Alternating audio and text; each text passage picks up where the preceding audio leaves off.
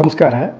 ಈ ಡಿಪ್ರೆಷನ್ ಮತ್ತು ಆಂಗ್ಸೈಟಿ ಬಂದರೆ ಯಾವ ರೀತಿ ಆಗುತ್ತೆ, ಯಾವ ಕಾರಣದಿಂದ ಬರುತ್ತೆ, ನಾನು ಯಾವ ರೀತಿ ಬಳಲಿದ್ದೀನಿ ಅನ್ನೋದು ನನ್ನ ಎಕ್ಸ್ಪೀರಿಯನ್ಸ್ನ ನಿಮ್ಗೆ ಹೇಳ್ತೀನಿ. ಇದರಿಂದ ಈ ಕಾಯಿಲೆಯಿಂದ ಬಳಲ್ತಾ ಇರೋರಿಗೆ ಅಥವಾ ಮುಂದೆ ನೀವು ಬಳಲಬಾರ್ದು ಅಂತ ಅಂದರೆ ಇದನ್ನು ಸರಿಯಾಗಿ ಅರ್ಥ ಮಾಡಿಕೊಂಡ್ರೆ ನೀವು ಈ ಕಾಯಿಲೆಯಿಂದ ಸುಲಭವಾಗಿ ಪಾರಾಗ್ಬೋದು. ಇಲ್ಲ ಅಂದರೆ ನೀವು ಸಿಕ್ಕಾಕೊಂಡು ಮತ್ತೆ ಅನುಭವಿಸೋದ್ರ ಬದಲು ಅಥವಾ ಬೇರೆ ಯಾರಾದರೂ ಈ ಪ್ರಾಬ್ಲಮಿಂದ ಕಷ್ಟಪಡ್ತಾಯಿದ್ರೆ ಅವರಿಗೆ ನೀವು ಈ ರೀತಿ ಮಾಡ್ಕೊಳ್ಳಿ ಅಂತ ಹೇಳ್ಬೋದು. ಆದ್ದರಿಂದ ಡಿಪ್ರೆಷನ್ ಇದ್ದವರು ಅಥವಾ ಇಲ್ಲದೇ ಇರೋರು ಇದನ್ನು ನೋಡೋದ್ರಿಂದ ನಿಮ್ಮ ಜ್ಞಾನನ ಜಾಸ್ತಿ ಮಾಡ್ಕೊಳ್ಳಿ. ಈಗ ಡಿಪ್ರೆಷನ್ ಏನು ಅಂತ ಲಾಸ್ಟಿಗೆ ಎಕ್ಸ್ಪ್ಲೈನ್ ಮಾಡಿಬಿಡ್ತೀನಿ. ಮೊದಲು ನಮ್ಮಿಂದ ಶುರು ಮಾಡಿಬಿಡೋಣ. ಡಿಪ್ರೆಷನ್ ಆದಾಗ ನನಗೇನಾಯ್ತಪ್ಪ ಅಂತ ಅಂದರೆ ನನಗೆ ಯಾವುದರಲ್ಲೂ ಇಂಟ್ರೆಸ್ಟ್ ಇರಲಿಲ್ಲ. ನನಗೆ ಮನೆಯಿಂದ ಹೊರಗಡೆ ಹೋಗೋದಕ್ಕೆ ಇಂಟ್ರೆಸ್ಟ್ ಇರಲಿಲ್ಲ. ಯಾವ ರೀತಿ ಇಂಟ್ರೆಸ್ಟ್ ಕಡಿಮೆ ಆಗುತ್ತೆ ಅಂತ ಅಂದರೆ ಸ್ನಾನ ಮಾಡೋದಿರಲಿ, ಮುಖ ತೊಳೆಯೋದಕ್ಕೂ ಕೂಡ ಇಂಟ್ರೆಸ್ಟ್ ಇರಲ್ಲ, ಶೇವ್ ಮಾಡಲ್ಲ, ಕೂತಿದ್ದ ಕಡೆನೇ ಸುಮ್ಮನೆ ಕೂರ್ತೀವಿ. ಈ ಟಿ ವಿ ನೋಡೋದಾಗಲಿ, ಮೊಬೈಲ್ ನೋಡೋದಾಗಲಿ ಎಲ್ಲ ಅಭ್ಯಾಸನೂ ಕಡಿಮೆ ಆಗೋಗುತ್ತೆ. ನಾವು ಯಾವುದೇ ವೆಹಿಕಲ್ಸ್ಗಳನ್ನ ಓಡಿಸೋದಕ್ಕೂ ಆಗೋಲ್ಲ. ಫಸ್ಟ್ ಆಫ್ ಆಲ್ ಮನೆಯಿಂದಲೇ ಹೊರಗಡೆ ಬರೋದಕ್ಕೆ ಆಗೋಲ್ಲ. ಹೋಗಿ ಕುಡಿದ್ಬಿಟ್ಟು ಒಂದು ಕಡೆ ಕೂತ್ಕೊಳ್ಳೋಣ ಅಂದರೆ ಆಲ್ಕೋಹಾಲ್ ಅಡಿಕ್ಟ್ ಆಗೋಣ ಅಂತ ಅನ್ನಿಸ್ತಾ ಇರುತ್ತೆ. ಆಮೇಲೆ ಪದೇ ಪದೇ ಹೋಗಿ ಸಾಕಪ್ಪ ಜೀವನನ ಎಂಡ್ ಮಾಡಿಬಿಡ್ಬೇಕು ಅಂತ ಸಾವಿನ ಕಡೆಗೆ ಮನಸ್ಸನ್ನ ಎಳಿತಾ ಇರುತ್ತೆ. ಇನ್ನು ಆ್ಯಂಗ್ಸೈಟಿ ಯಾವ ಥರ ಆಗ್ತಾಯಿತ್ತು ಅಂದರೆ ನನಗೆ ಕೂತಿದ್ದ ಕಡೆ ಒಂದು ನಿಮಿಷ ಕೂರೋಕ್ಕಾಗ್ತಾಯಿರಲಿಲ್ಲ, ಓಡಾಡ್ತಾ ಇರಬೇಕು. ಯಾವಾಗಲೂ ಟೆನ್ಷನ್ ಅಂತೀವಲ್ಲ ಆ ರೀತಿ. 1 ಗಂಟೆ ಆದರೆ ಈ ರೀತಿ ತಡ್ಕೊಳಕ್ಕಾಗಲ್ಲ. ಇನ್ನು ನನಗೆ ಕಡಿಮೆ ಅಂದ್ರೂ ಒಂದು 5 ವರ್ಷದವರೆಗೆ ಸಮಸ್ಯೆನ ಅನುಭವಿಸಿದ್ದೀನಿ. ಯಾಕಪ್ಪ ನೀವು ಡಾಕ್ಟ್ರ್ ಸರಿಯಾಗಿ ಟ್ರೀಟ್ಮೆಂಟ್ ತೊಗೊಳಕ್ಕಾಗ್ತಿರ್ಲಿಲ್ಲ ಅಂತ ಅಂದರೆ ಈ ಡಿಪ್ರೆಷನ್ ಟ್ರೀಟ್ಮೆಂಟು 3 ಜನರಲ್ಲಿ ಒಬ್ಬರಿಗೆ ಆಗಲ್ಲ. ಇನ್ನಿಬ್ಬರಿಗೆ ಪುಣ್ಯವಂತರಿಗೆ ಆಗುತ್ತೆ, ಒಬ್ಬರು ನನ್ನಂಥವ್ರು ಸಿಗಾಕೊಂಡು ಒದ್ದಾಡಬೇಕಾಗತ್ತೆ. ನಾನು ಎಲ್ಲ ರೀತಿ ಮಾತ್ರೆಗಳನ್ನು ಟ್ರೈ ಮಾಡಿದೆ, ಆದರೆ ಯಾವ ಮಾತ್ರೆನೂ ಸರಿಯಾಗಿ ಕೆಲಸ ಮಾಡ್ತಾ ಇರಲಿಲ್ಲ. ಒಂದು ಮಾತ್ರೆ ಒಬ್ಬರಿಗಾದರೆ ಇನ್ನೊಬ್ಬರಿಗಾಗಲ್ಲ. ಆ ಮಾತ್ರೆ ನಮಗೆ ವರ್ಕ್ ಆಗುತ್ತೋ ಇಲ್ವೋ ಅಂತ ತಿಳ್ಕೊಳ್ಳೋದಕ್ಕೆ ಕನಿಷ್ಠ ಪಕ್ಷ 3 ತಿಂಗಳು ಬೇಕಾಗುತ್ತೆ. ಅದರಿಂದ ಇದು ಒಂದು ದೊಡ್ಡ ಸಮಸ್ಯೆ ಆಗಿರುತ್ತೆ ನಮಗೆ ಯಾವ ಮಾತ್ರೆ ವರ್ಕ್ ಆಗುತ್ತೆ ಅಂತ ಕಂಡುಹಿಡ್ಕೊಳ್ಳೋದಕ್ಕೆ. ಆಮೇಲೆ ಡಿಪ್ರೆಷನ್ ತುಂಬ ಜಾಸ್ತಿಯಾಗಿ ಏನಾಯಿತು, ನನಗೆ ಅಲಾಸಿನೇಷನ್ಸ್ ಆ್ಯಂಡ್ ಡೆಲಿಷನ್ಸ್ ಅಂತ ಶುರುವಾಯಿತು. ಹಾಗಂತ ಅಂದರೆ ಭ್ರಮೆ ಅಥವಾ ಭ್ರಾಂತಿ ಅಂತ ಹೇಳಿ. ಈ ರೀತಿಯಾದಾಗ ನನಗೆ ಏನಾಯ್ತಾ ಇತ್ತಪ್ಪ ಅಂತಂದರೆ ನಾನೊಂದು ಸಲ ಕಾರ್ ಓಡಿಸ್ಕೊಂಡು ಹೋಗ್ತಾ ಇರ್ಬೇಕಾದ್ರೆ ಎದುರುಗಡೆಯಿಂದ ಯಾರೋ ವ್ಯಕ್ತಿ ಸಡನ್ನಾಗಿ ನಿಂತ್ಕೊಂಡು ಹೋಗಾಯಿತು. ನಾನು ಅವರಿಂದ ತಪ್ಪಿಸ್ಕೊಳ್ಳೋಕ್ಕೋಸ್ಕರ ಮರಕ್ಕೆ ಡಿಕ್ಕಿ ಹೊಡೆದು ಆಕ್ಸಿಡೆಂಟ್ ಕೂಡ ಮಾಡಿದ್ದೆ. ಆಮೇಲೆ ರಾತ್ರಿ ಮಲಗಿದ್ದಾಗ ಯಾರೋ ಬಂದು ನಮ್ಮನ್ನು ಕರೆದಾಗ ಆಗುತ್ತೆ. ನಾವು ಯಾರಪ್ಪ ಕರಿತಾ ಇರೋದು ಅಂತ ಅಂದರೆ ಸೇಮ್ ಈಗ ಪಿಕ್ಚರಲ್ಲಿ ನೋಡ್ತಿರಲಿಲ್ಲ ಮೋಹಿನಿ, ಆ ರೀತಿ ಯಾರೋ ಹೊರಗಡೆ ಹಾಡು ಹೇಳ್ಕೊಂಡು ಹೋಗ್ತಾ ಇರೋ ಥರ ನಾವು ಅವ್ರನ್ನ ಹಿಂಬಾಲಿಸಿ ಯಾರನ್ನೇನು ಅಂತ ಟಚ್ ಮಾಡಿದಾಗ ಅದು ಮಾಯ ಆಗಿದ್ದುಂಟು. ಆಮೇಲೆ ಯಾವುದೋ ರಾಮಾಯಣ ಮಹಾಭಾರತ ಕಾಲದಲ್ಲಿದ್ದೀನಿ, ನಾನು ಗದಾ ಯುದ್ಧ ಮಾಡ್ತಾಯಿದ್ದೀನಿ ಅನಿಸುತ್ತೆ.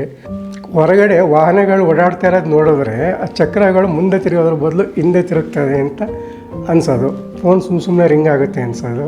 ಆಮೇಲೆ ಮನೆ ಒಳಗಡೆ ಕೂತಿದ್ದಾಗ ಜೋರಾಗಿ ಮಳೆ ಬರ್ತಾಯಿದೆ ಹೊರಗಡೆ ಅಂತ ಅನ್ನಿಸ್ತಾ ಇತ್ತು. ನಾನು ಎದ್ದು ಹೊರಗಡೆ ಹೋಗಿ ನೋಡಿದ್ರೆ ಮಳೆನೂ ಇಲ್ಲ, ಎಂಥದೂ ಇಲ್ಲ. ಮನೆ ತುಂಬ ಇರುವೆಗಳು ಓಡಾಡಿದಾಗ ಅನ್ನಿಸ್ತಾ ಇತ್ತು. ಆಮೇಲೆ ಯಾರೋ ಹೊರಗಡೆ ಜಗಳ ಆಡ್ತಿದ್ದಾರೆ ಅಂತ ಹೋಗಿ ನೋಡಿದ್ರೆ ಯಾರೋ ಹೊರಗಡೆ ಜಗಳ ಆಡ್ತಿರಲ್ಲ. ಯಾರೋ ಮನೆಗೆ ಬಂದಿರೋದೆಲ್ಲ ಬಂದು ಹೋದ್ರು ಅಂತ ಅನಿಸುತ್ತೆ. ಈ ರೀತಿಯೆಲ್ಲ ಭ್ರಮೆಗಳು ಕಾಡುತ್ತೆ. ಆಮೇಲೆ ಬಂದು ಈ ಜೀವನ ಸಾಕು, ಬಾ ಸಾಯಿ ಬಾ ಅಂತ ನಮ್ಮನ್ನು ಎಳಿತಾ ಇರುತ್ತೆ ಮನಸ್ಸ ಕಡೆಗೆ. ಆದರೆ ನೀನು ಎಲ್ಲ ಇದ್ರ ಬಗ್ಗೆ ಚೆನ್ನಾಗಿ ಗೊತ್ತಿದ್ದರಿಂದ ನಾನು ಕಂಟ್ರೋಲ್ ಮಾಡ್ಕೊಂಡ್ರಿ. ಬೇರೆ ಯಾರಾದರೂ ನನ್ನ ಜಾಗದಲ್ಲಿ ಇದ್ದಿದ್ದರೆ ಬದುಕೋದಕ್ಕೆ ಚಾನ್ಸಸ್ ಇರ್ತಿರಲಿಲ್ಲ ಮೋಸ್ಟ್ಲಿ. ಸರಿ, ಈಗ ಟ್ರೀಟ್ಮೆಂಟ್ ವರ್ಕ್ ಆಯ್ತಿಲ್ವಲ್ಲಪ್ಪ, ಏನಪ್ಪ ಮಾಡೋದು ಅಂದ್ಕೊಂಡೆ.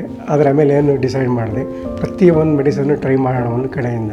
1 ವರ್ಷ ಆಗಲಿ 2 ವರ್ಷ ಆಗಲಿ ನೋಡೇ ಬೇಡ ಅಂತೇಳಿ ಎಲ್ಲ ಮೆಡಿಸನ್ನು 3 ತಿಂಗಳಿಗೆ ಒಂದು ಸಲ ಚೇಂಜ್ ಮಾಡ್ತಾ ಬಂದೆ. ಯಾಕೆ ಅಂತ ಅಂದರೆ ಆ ಮೆಡಿಸನ್ ಎಫೆಕ್ಟ್ ನಮಗೆ ಗೊತ್ತಾಗೋದಕ್ಕೆ 3 ತಿಂಗಳಾದರೂ ಬೇಕಾಗುತ್ತೆ. ಅದು ವರ್ಕ್ ಆಗುತ್ತೋ ಇಲ್ವ ಅಂತ. 3 ತಿಂಗಳ ಮೇಲೆ ಅದು ವರ್ಕ್ ಆಗಲಿಲ್ಲ ಅಂದರೆ ಮೆಡಿಸನ್ನ ಚೇಂಜ್ ಮಾಡಬೇಕು. ಅದಕ್ಕಿಂತ ಮುಂಚೆ ನಾನು ಆಲ್ಕೋಹಾಲ್ ಅಡಿಕ್ಟ್ ಆಗಿದ್ದೆ. ಯಾಕೆಂತಂದರೆ ಬೆಳಗ್ಗೆ ಎದ್ದ ತಕ್ಷಣ ಡಿಪ್ರೆಷನ್ ನನ್ನ ಕಾಡ್ತಾ ಇರೋದ್ರಿಂದ ಸ್ವಲ್ಪ ಕುಡಿದಾಗ ಡಿಪ್ರೆಷನ್ ಹೋಗೋದ್ರಿಂದ ಮತ್ತೆ ಕುಡಿಬೇಕು ಅನಿಸುತ್ತೆ. ಆಮೇಲೆ ಟೆನ್ಷನ್ ಕೂಡ ಕಡಿಮೆ ಆಗುತ್ತೆ. ಸ್ವಲ್ಪ ಕುಡಿದಾಗ ಡಿಪ್ರೆಷನ್ ಕಡಿಮೆ ಆಯಿತು, ಟೆನ್ಷನ್ ಜಾಸ್ತಿ ಆಗಿಬಿಡುತ್ತೆ. ಟೆನ್ಷನ್ ಜಾಸ್ತಿ ಆಯಿತು ಅಂತ ಅಂದಾಗ ನಾವು ಜಾಸ್ತಿ ಕುಡಿತೀವಿ, ಅದರಿಂದ ಎಸ್ಕೇಪ್ ಆಗಬೇಕು ಅಂತೇಳಿ. ಆವಾಗ ಕುಡಿತಿದ್ದ ಅಮಲಲ್ಲಿರೋದ್ರಿಂದ ಅವ್ರ ಜೊತೆ ಜಗಳ ಆಗುತ್ತೆ, ಆಕ್ಸಿಡೆಂಟ್ ಆಗುತ್ತೆ. ಈ ರೀತಿ ಆಗೋದ್ರಿಂದ ಎಲ್ಲ ಫ್ರೆಂಡ್ಸು, ನೆಂಟರು, ನಮ್ಮ ಮನೆಯವರು ಕೂಡ ನಮ್ಮಿಂದ ದೂರ ಆಗಿಬಿಟ್ಟು ಒಬ್ಬರೇ ಲೋನ್ಲಿನೆಸ್ನ ಅನುಭವಿಸ್ಬೇಕಾಗೋ ಏಕಾಂಗಿತನನ ಸಂದರ್ಭಗಳು ಬರುತ್ತೆ. ಈ ರೀತಿ ಎಲ್ಲ ಆಗಿದೆ. ಆಮೇಲೆ ಕುಡ್ತಾ ಗೊತ್ತಲ್ಲ, ಸಾಕಷ್ಟು ಅವಮಾನಗಳಾಗ್ತವೆ. ಮನೆಯವರೇ ನಮ್ಮನ್ನು ಅವಮಾನ ಮಾಡ್ತಾರೆ ಅಂತ ಅಂದರೆ ಇನ್ನು ಹೊರಗಡೆ ಅವ್ರನ್ನ ಎಷ್ಟು ಅವಮಾನ ಮಾಡ್ಬೋದು. ಈ ಅವಮಾನಗಳಿಂದಲೇ ನಾನು ಒಂದಿನ ಬೇಸತ್ತು ರೊಚ್ಚಿಗೆದ್ದೆ. ಕುಡಿದ್ರೆ ತಾನೇ ಇವರು ನನ್ನ ಅವಮಾನ ಮಾಡ್ತಾರೆ, ನಾಳೆಯಿಂದ ಅದು ಏನಾದರೂ ಆಗಲಿ ಕುಡಿಬಾರ್ದು ಅಂತೇಳಿ ಡಿಸೈಡ್ ಮಾಡಿ ಟ್ರೀಟ್ಮೆಂಟಿಗೆ ರೆಡಿ ಆಗಬೇಕು. 6 ತಿಂಗಳಾಗುತ್ತಾ, ವರ್ಷಗಟ್ಟಲೆ ಆಗುತ್ತಾ, ಟ್ರೀಟ್ಮೆಂಟಿಂದನೇ ಸರಿ ಮಾಡ್ಕೋಬೇಕು. ಕುಡಿಯೋದು ಇದಕ್ಕೆ ಟ್ರೀಟ್ಮೆಂಟ್ ಅಲ್ಲ. ಯಾಕೆ ಅಂತಂದರೆ ಆಲ್ಕೋಹಾಲು ಒಂದು ಡಿಪ್ರೆಸೆಂಟ್, ಮನಸ್ಸನ್ನು ಇನ್ನು ಡಿಪ್ರೆಸ್ ಮಾಡುತ್ತೆ. ಅಲ್ಲಿಗೆ ಮುಂಚೆನೇ ಡಿಪ್ರೆಷನ್ ಇರ್ತೀವಿ, ಆಲ್ಕೋಹಾಲನ್ನು ಡಿಪ್ರೆಸೆಂಟ್ನ ಅದಕ್ಕೆ ಟ್ರೀಟ್ಮೆಂಟ್ ಮಾಡಿದಾಗ ಏನಾಗುತ್ತೆ, ಉರಿಯೋ ಬೆಂಕಿಗೆ ತುಪ್ಪ ಸುರಿದಂಗೆ ಆಗುತ್ತೆ. ಆದ್ದರಿಂದ ಯಾರೂ ಕೂಡ ಈ ಮೆಥಡ್ಗೆ ಹೋಗಬಾರ್ದು. ಈ ರೀತಿ ಆಗೋದಕ್ಕೆ ಕಾರಣಗಳೇನಪ್ಪ ಅಂತಂದರೆ, ಮೊದಲನೇದು ಜೆನೆಟಿಕ್ ಫ್ಯಾಕ್ಟರ್ ಆಗಿರುತ್ತೆ. ಜೆನೆಟಿಕ್ ಫ್ಯಾಕ್ಟರ್ ಅಂದರೆ ನಮ್ಮ ಹೆರಿಡಿಟಿನಲ್ಲಿ ರಕ್ತ ಸಂಬಂಧಿಗಳಲ್ಲಿ ಯಾರಿಗಾರು ಇದ್ದರೆ ಇದು ನಮಗೂ ಬರೋ ಚಾನ್ಸ್ ಇರುತ್ತೆ. ನಮ್ಮ ರಕ್ತ ಸಂಬಂಧಿಗಳಲ್ಲಿ ಇದು ಒಬ್ಬರಿಗಿತ್ತು, ಅದರಿಂದ ನನಗೂ ಬಂದಿರ್ಬೋದು. ಆಮೇಲೆ ಜೀವನದಲ್ಲಿ ನಡೆಯೋ ಕಹಿ ಘಟನೆಗಳು ಯಾವುದಾದ್ರು ರೀತಿ, ಈಗ ನಮ್ಮ ಮನೆಯಲ್ಲಿ ನಮ್ಮ ತಾಯಿ ತಂದೆ ಎಲ್ಲ ಬೇಗ ಅಂದರೆ ಅರ್ಲಿ ಏಜ್ಗೆ ಸತ್ತಿದ್ದರಿಂದ ಅದು ಕೂಡ ನನ್ನ ಮನಸ್ಸಿನ ಮೇಲೆ ಪ್ರಭಾವ ಬೀರ್ತು.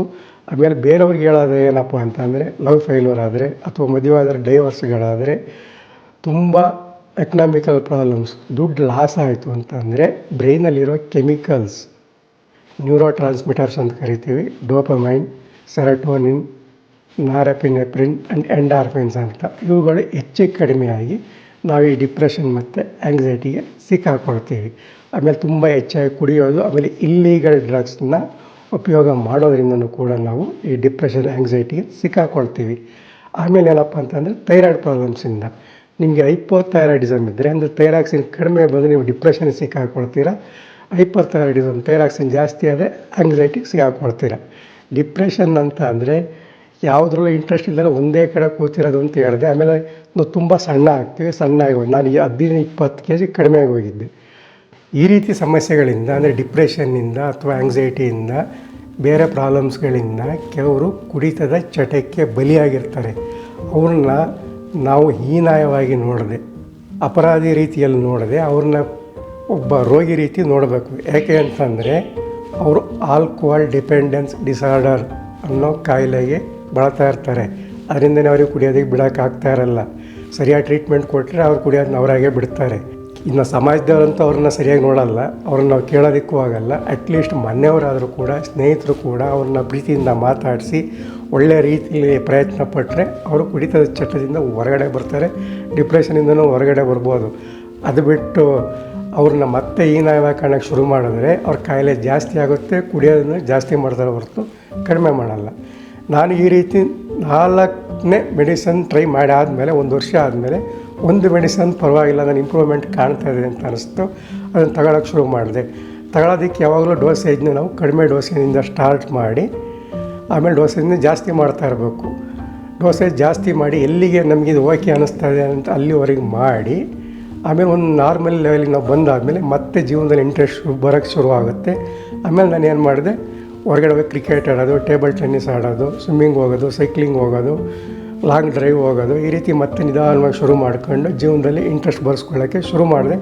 ಮತ್ತೆ ನಾರ್ಮಲ್ ವ್ಯಕ್ತಿ ಆದೆ. ಅಲ್ಲಿವರೆಗೆ ಕಂಪ್ಲೀಟ್ ಎಲ್ಲ ಚಟುವಟಿಕೆಗಳು ಕೂಡ ಬಂದಾಗೋಗಿತ್ತು. ಆಮೇಲೆ ಇನ್ನೊಂದು ಡಿಪ್ರೆಷನ್ಗೆ ಕಾರಣ ಏನಪ್ಪ ಅಂತಂದ್ರೆ ಅದು ಪೋಸ್ಟ್ ಪಾರ್ಟಮ್ ಡಿಪ್ರೆಷನ್ ಅಂತೇಳಿ, ಅಂದರೆ ಬಾಣಂತಿಯರ ಸನ್ನಿ. ಈ ಟೈಮಲ್ಲಿ ಹಾರ್ಮೋನ್ ಇಂಬ್ಯಾಲೆನ್ಸಿಂದ ಅವರಿಗೆ ಡಿಪ್ರೆಷನ್ ಕಾಡುತ್ತೆ. ಸುಮ್ಮನೆ ನಗಾಡೋದು, ಜೋರಾಗಿ ಕೋಪ ಮಾಡ್ಕೊಳ್ಳೋದು, ಕಿರ್ಚಾಡೋದೆಲ್ಲ ಮಾಡ್ತಾರೆ. ಇದು ಅವರಿಗೆ 6 ತಿಂಗಳಿಗಿಂತ ಜಾಸ್ತಿ ಇದ್ದರೆ ಕೂಡಲೇ ಮಾನಸಿಕ ವೈದ್ಯರನ್ನ ಸಂಪರ್ಕ ಮಾಡಬೇಕು. ಇಲ್ಲ ಅಂತ ಅಂದರೆ ಅವರು ಕೂಡ ಆತ್ಮಹತ್ಯೆ ಮಾಡ್ಕೊಳ್ಳೋ ಪ್ರಸಂಗಗಳು ಜಾಸ್ತಿ ಇರುತ್ತೆ. ಈ ರೀತಿ ಘಟನೆ ಇತ್ತೀಚೆಗೆ ಆಗಿದ್ದು ನಿಮಗೆ ಗೊತ್ತಾಗಿದೆ. ಅವರು ಕೂಡ ವೈದ್ಯರಾಗಿದ್ದರೂ ಕೂಡ ಈ ಸಮಸ್ಯೆಯಲ್ಲಿ ಅವ್ರು ಸಿಗಾಕೊಂಡ್ರು.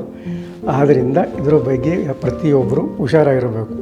ನಾವು ಬೀಳೋದು ತಪ್ಪಲ್ಲ, ನಡೆಯೋ ಕಾಲು ಬಿದ್ದೇ ಬೀಳುತ್ತೆ. ಆದರೆ ಬಿದ್ದ ಮೇಲೆ ಏಳದೇ ಇದ್ದರೆ ನಮ್ಮ ತಪ್ಪಾಗುತ್ತೆ. ಬಿದ್ದು ಅಲ್ಲೇ ನಮ್ಮ ಜೀವನ ಕೊನೆ ಆಗಬಾರ್ದು. ಎದ್ದು ನಿಂತ್ಕೊಂಡು ಮತ್ತೆ ನಮ್ಮ ಕೈಲಾಗುತ್ತೆ ಅಂತ ಸಾಧನೆ ಮಾಡಿ ತೋರಿಸ್ಬೇಕು.